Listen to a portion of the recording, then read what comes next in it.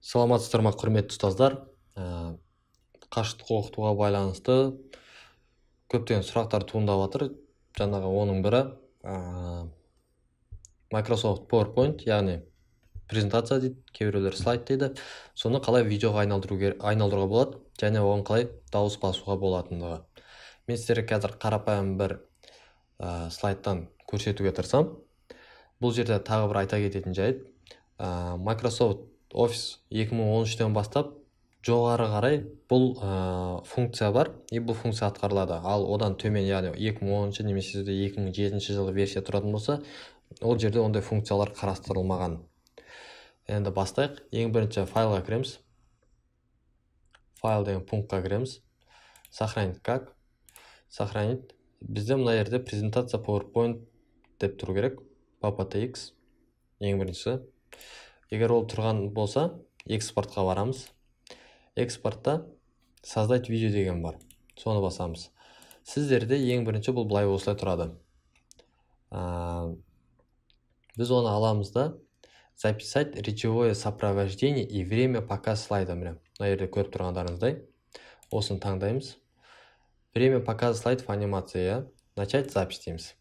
Запись басқанда мына жерде қарасаңыздар, запистарыңыз кетті. Запистарыңыз кеткеннен кейін сіздер өздеріңіз қолмен ауыстырып бірге сөйлеп отырсаңыздар болады. Ол үшін сіздерде микрофондарыңыз қосылып тұру керек.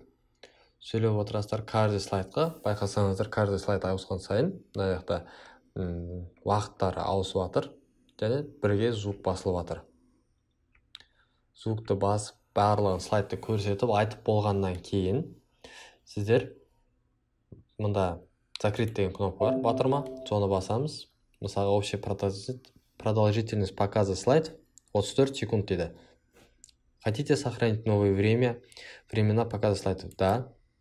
Басып болғаннан кейін создать видео дейміз. Мына жерде создать видео түсеміз. Қай жерге сақтаймыз? Мысалға, менде рабочий столдың новая папка, MP4 форматта сақтаймын. Немесе Windows Media Video деген бар. Енді көбінесе MP4 қолданыпты, осыны таңдаймын. Сохранить деймін. Енді асты жағын қарасаңыздар, создание видео презентация Microsoft PowerPoint 2.mp4 дейді. Яғни қазір осылай сақталады.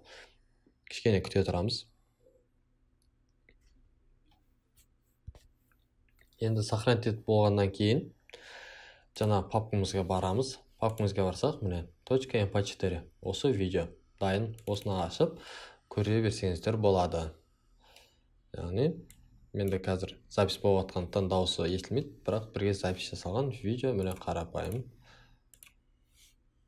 Осыны оқушыларыңызға жіберсеңіздер болады. Сәттілік. Рахмет назар қойып тыңдағандарыңызға.